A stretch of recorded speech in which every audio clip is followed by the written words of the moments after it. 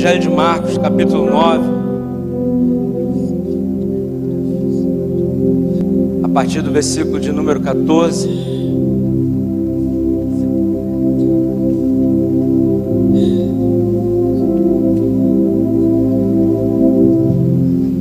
O pai está em casa,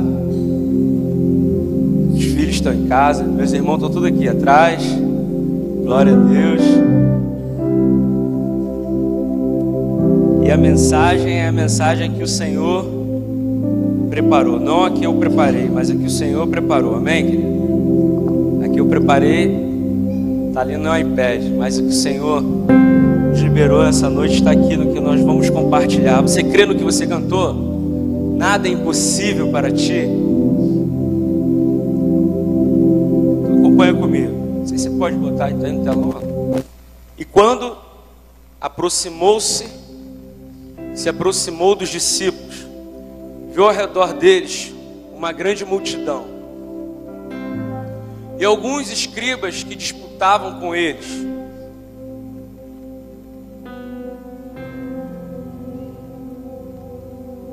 Vai, senão vou aqui.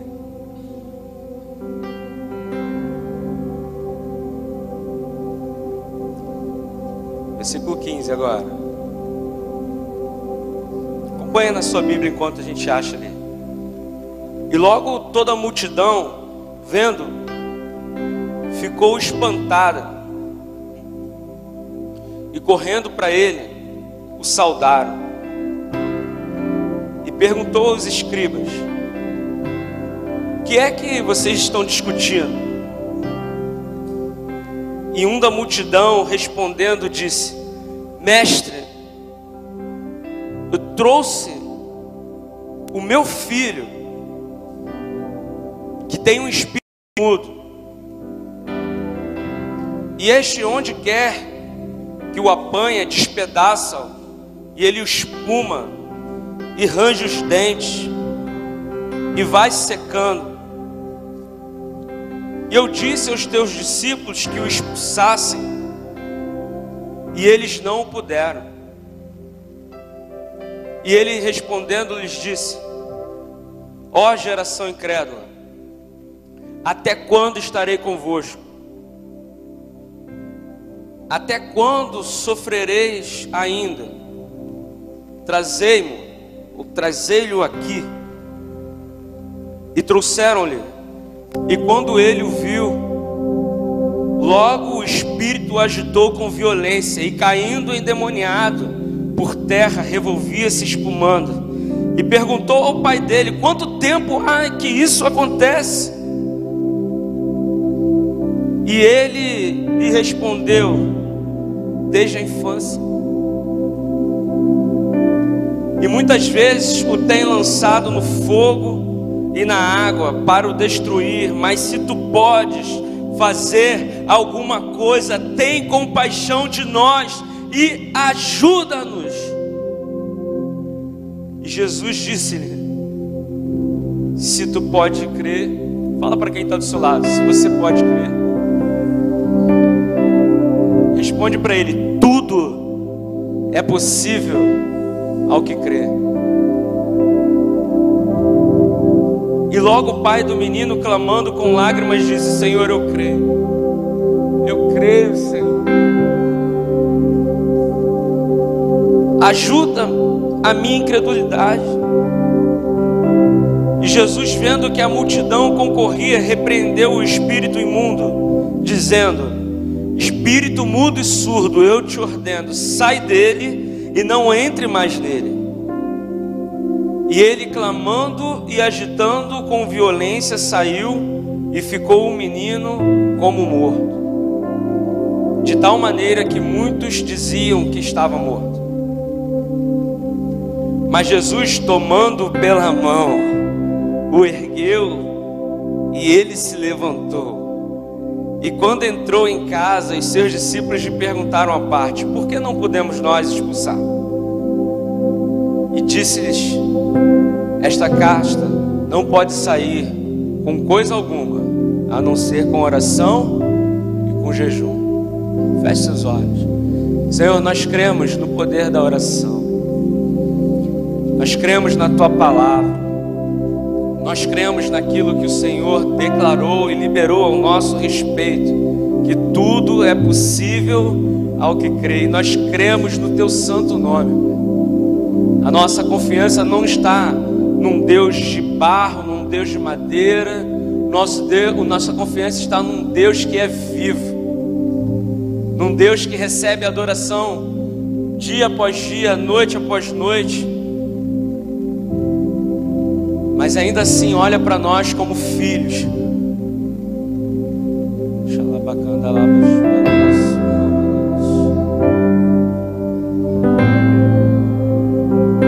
Obrigado, Senhor, por essa noite.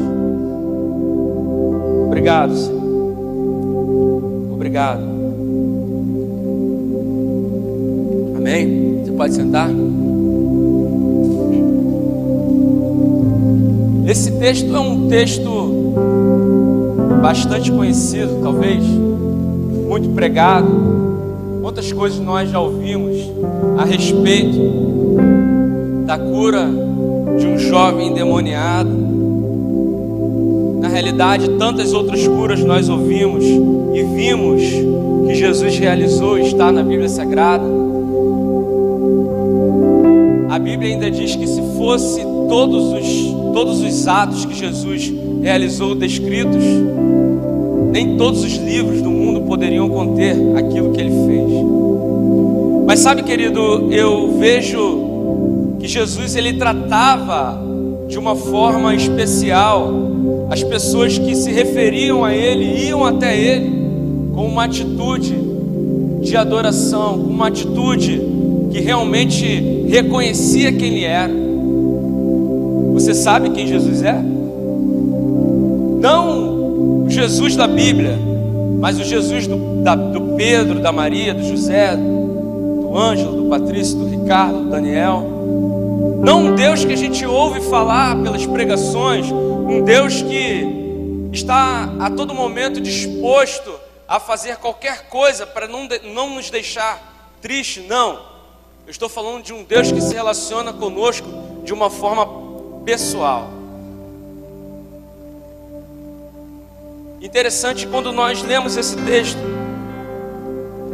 o título do texto já traz uma conotação daquilo que o povo acreditava que fosse o problema daquele menino.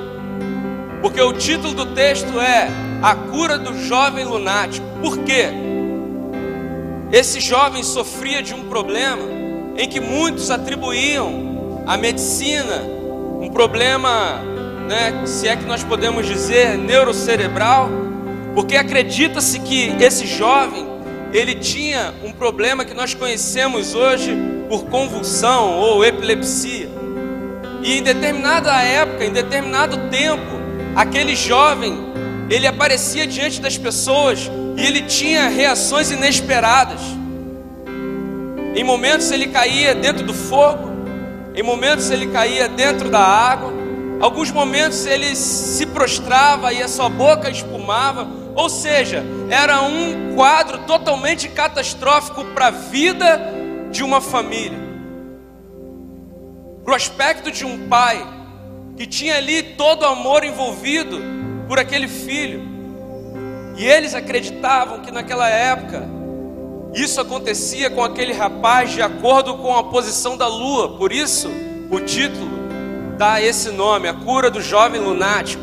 Significava que para eles, na cultura deles, no entendimento deles, em algum momento que acontecia um fator externo, mudava algo internamente falando na vida daquele rapaz.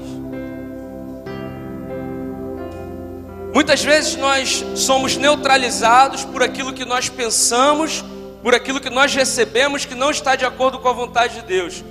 E no momento que isso acontece, muitas vezes a gente atribui o resultado do nosso fracasso sendo a vontade de Deus. Eu não passei naquele concurso porque não foi a vontade de Deus. Eu não casei com quem eu queria porque não foi a vontade de Deus. Eu não fiz isso, não fiz aquilo porque não foi da vontade de Deus. Mas quando a gente olha aqui, a gente vê o relato de um problema que estava acontecendo, não somente naquela família. Existiam algumas situações distintas. Primeiro, o garoto. Segundo, o pai. Terceiro, os discípulos. E é sobre isso que eu quero falar nessa noite, rapidamente.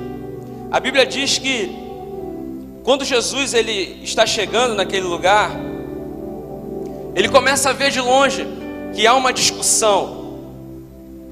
Os discípulos, a família, talvez os curiosos que estavam ali esperando ver o que os discípulos fariam, porque naquela época os discípulos já eram conhecidos, já tinham realizado alguns tipos de milagres, já tinham expulsado alguns demônios, mas naquele dia em especial, houve um momento em que eles não podem ultrapassar a barreira da sua limitação. E todo milagre que Jesus faz, querido, tem que trazer para nós o ensino. Por quê? Porque senão a gente não entendeu nada. E algumas vezes a gente realmente não entende o processo.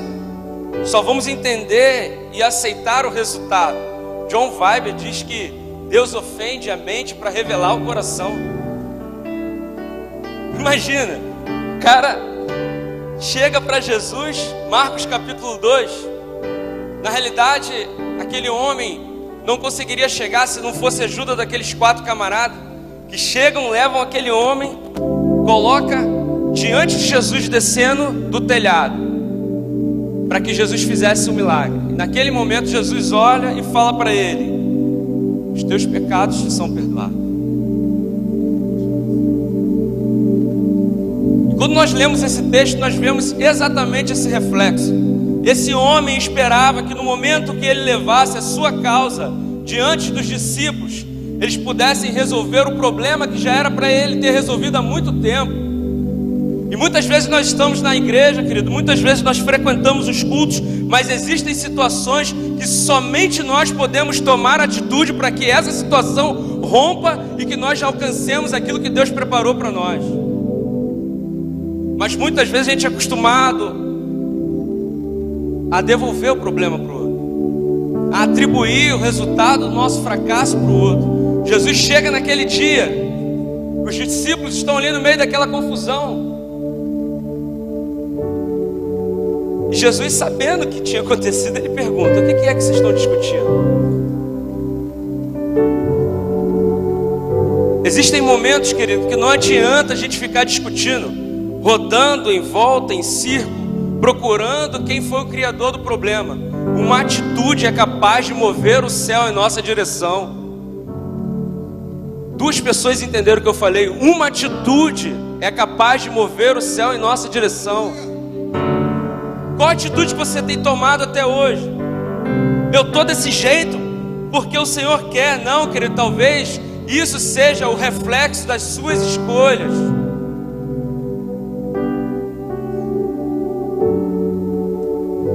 Jesus, quando chega, ele pergunta, o pai responde: Senhor, eu trouxe o meu filho. E ele dá detalhes do que o filho tinha. Ele sabia qual era o problema. Esse meu filho, ele tem um espírito mudo. Aqui já começam os argumentos a cair por terra, porque ele reconhecia que aquilo que o filho tinha não era resultado de uma ação do tempo. Não, ele tem um espírito mudo. E este, onde quer que o apanha, despedaça.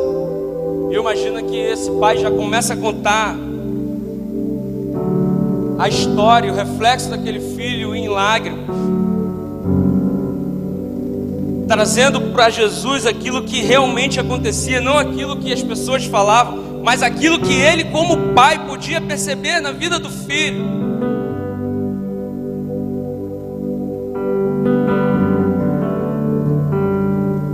Tem vez, Jesus, que ele pega o meu filho e joga na água. Tem vez que ele pega o meu filho, joga no fogo. Ele faz uma desgraça na vida desse menino. E à medida que ele acaba com a vida dele, acaba com a minha vida também. Mas se o Senhor pode fazer alguma coisa, tem misericórdia, não dele, mas tem misericórdia de nós e ajuda-nos. Me ajuda, porque eu não aguento mais essa situação. Eu não aguento mais olhar para o meu filho e ver ele passando por esse tipo de situação. Tem misericórdia de nós. Quando esse homem clama e fala para Jesus, tem misericórdia de nós, ele está falando assim: Jesus, se coloca no meu lugar. Porque a palavra misericórdia tem esse sentido. Colocar o coração na miséria do outro. Senhor, sai da tua posição e entra na minha. Tenta imaginar o que acontece toda vez que eu vejo isso. E a partir daí, então, Senhor, me ajuda.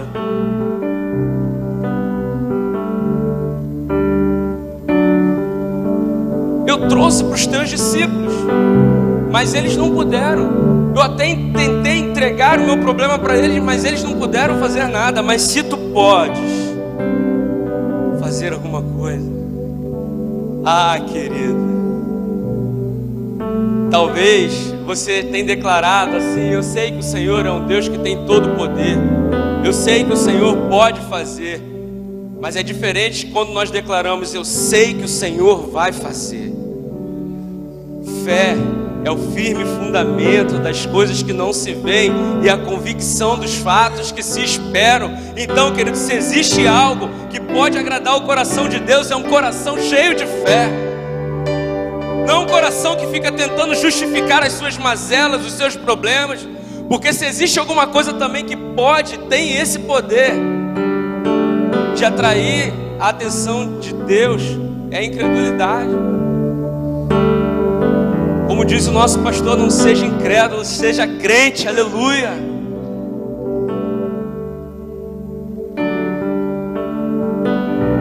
Faça como aquele homem que era um centurião, e ele chega para Jesus tendo uma posição, e ele fala: Senhor, eu nem me julguei digno de ir até o teu encontro. Eu mandei um dos meus amigos ir, mas basta apenas uma palavra do Senhor na minha direção e todo esse quadro vai mudar.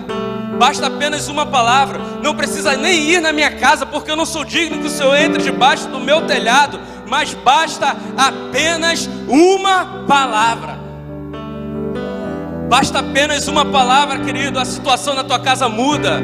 Basta apenas uma palavra, a situação no teu emprego muda. Basta apenas uma palavra, aquilo que você está enfrentando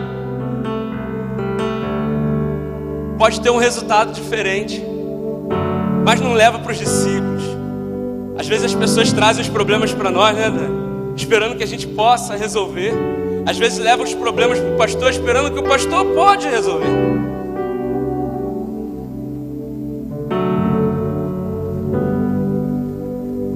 Nós até podemos dar uma orientação, mas só quem pode intervir na tua causa é o Senhor Jesus Cristo. Mas Ele está te perguntando assim, como Ele perguntou para o Pai: há quanto tempo isso está acontecendo? O Senhor está te perguntando nessa noite: quanto tempo que isso está acontecendo? Porque até então o problema era dos discípulos, até então o problema era das pessoas, até então o problema era daqueles que não conseguiram expulsar. Mas Jesus perguntou: há quanto tempo isso acontece? Jesus está te perguntando, filho, há quanto tempo isso acontece dentro da sua casa? Há quanto tempo, mulher, isso está acontecendo e você sabe que você podia ter tomado uma decisão e não tomou? Há quanto tempo, esposo, você poderia ter se levantado como uma voz profética, levantado a sua mão como sacerdote, e até agora você não fez? Agora é muito fácil colocar a culpa na igreja, é muito fácil colocar a culpa nas pessoas. Toma uma posição como homem de honra e se levante e diga: eu e a minha casa serviremos ao Senhor. Eu e a minha casa serviremos ao Senhor. Alguém mais entendeu isso aqui nessa noite, querido? Eu não sei o que o resto do mundo vai fazer, eu não sei o que o Brasil vai fazer, mas eu sei que o meu Redentor vive e Ele se levantará.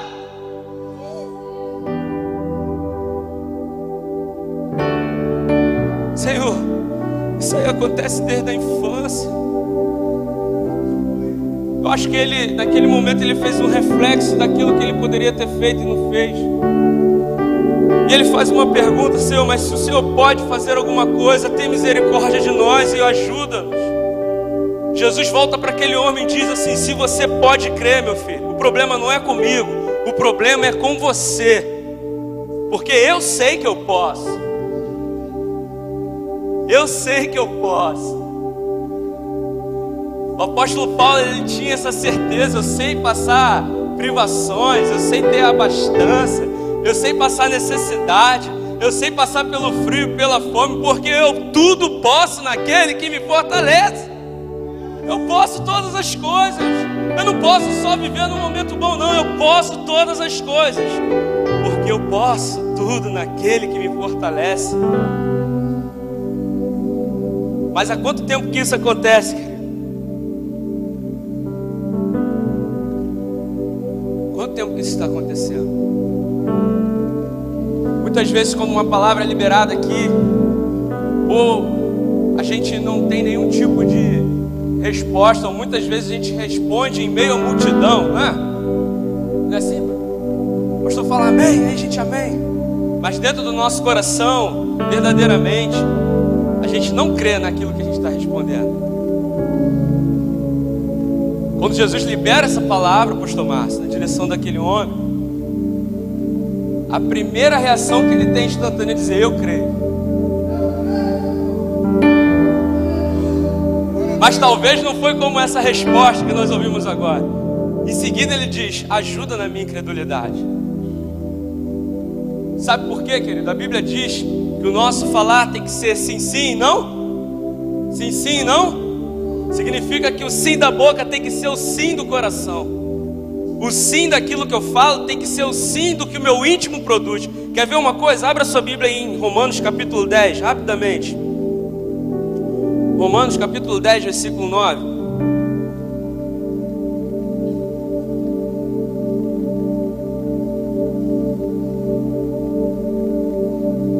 Tá na tela? Põe na tela aí, por favor. Daqui a pouco a gente volta lá para o jovem. Olha o que diz o apóstolo Paulo: se com a tua boca confessares ao Senhor Jesus e no teu coração, o sim da boca tem que ser o sim do coração, creres que Deus ressuscitou dentre os mortos, serás salvo. Versículo 10: visto que com o coração se crê para a justiça e com a boca se faz confissão para a salvação. O sim da boca tem que ser o sim do coração. Então nessa noite o Senhor Jesus está te perguntando: será que você pode crer? Será que você pode crer? Eu sei que eu posso ressuscitar essa situação dentro da sua casa, mas você pode crer? Talvez você olhe e diga assim: eu sei que o Senhor pode curar na vida do meu irmão, mas essa situação que eu vivo dentro da minha casa já está há tanto tempo assim. Jesus não é um analgésico, Ele é um antibiótico, Ele vai na raiz do problema. Ele está te perguntando, querido: você pode crer? Será que tem mais alguém que pode crer aqui além de mim? Se coloque de pé nessa noite. Sim, eu creio Na extensão do teu poder, eu creio. Eu creio, Senhor. Eu creio. Sim, Senhor, eu creio. Eu creio. Você pode declarar: eu creio, Senhor. Não importa o que as pessoas vão dizer, não importa se vão me chamar de louco, maluco, eu creio, Senhor. Eu creio.